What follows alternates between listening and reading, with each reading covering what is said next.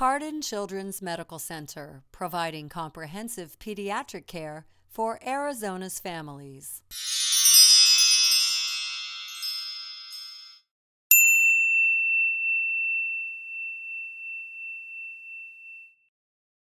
I delivered here at Banner Desert, and completely normal delivery. When Hannah was about 30 hours old, she stopped breathing, and so I pushed the button. I was holding her, and I pushed the button and said I needed help in here.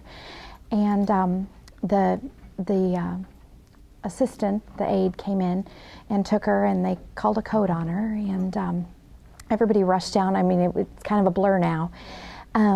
But they rushed down and took care of her and got her breathing again, and then we transported her up to the NICU. It was an unreal experience, and he was at home. I had sent him home for the evening because this happened very early in the morning, and so one of the nurses made the phone call that there's been an emergency with your daughter, and your world kind of stops turning. Everything just kind of comes to an end. It was really heart-wrenching, just all those little tubes. And my first thought was, can this be, and is that really her? Did they make a mistake? Is there something going on? And I had the phone call, and I had talked to Sandra. I knew that it was real, but it was an unreal experience.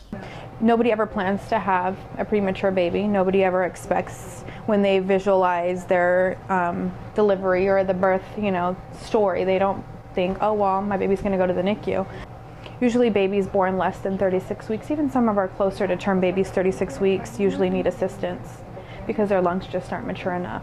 This is one of our regular ventilators.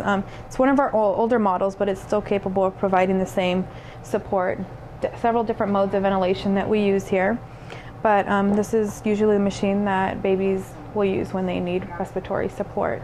The CPAP machine is providing respiratory support. Not quite as much support as this. It's offering pressure and it's offering oxygen. This will actually can breathe for the baby if the baby's not able to breathe on their own.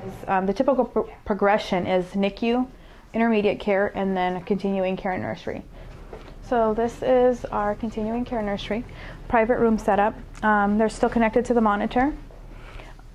This is where parents can sleep and stay. You can just pull the curtain. They have a TV. They have their own little refrigerator in here. Yeah. We have developmental specialists that follow all of our premature babies to help with positioning.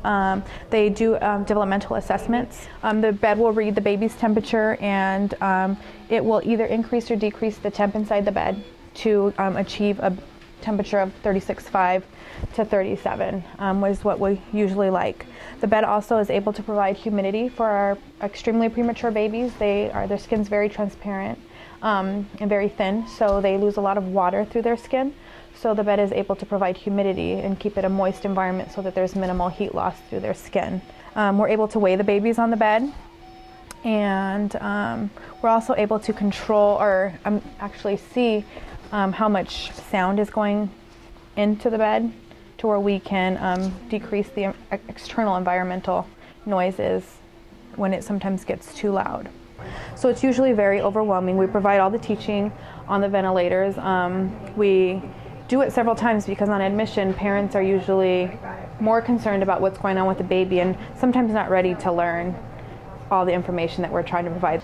She was a very squeaky breather, and they found out later that she had tracheomalacia, and they think that her trachea collapsed, and it was too weak of a muscle at the time to pick back up and let her continue breathing. They really tried to make us feel as comfortable as we could. It probably took me a couple of hours to calm down.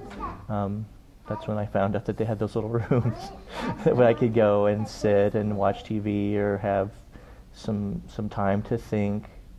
And I guess the other thing that really was predominant in my mind was the fact that I was questioning myself. Is there something I could have done to have prevented this? This is the most important thing to them in the world, even more important than their own life, their baby's life. Look at that. What is that? What is that? Is that the hospital? Every single moment is a gift, and we are lucky that everything turned out so well, with the help here. I sing the praises of this hospital and the NICU and the staff and the nurses and the doctors just about every day. I mean, people are like, are you talking about them again? Yes, I am. So.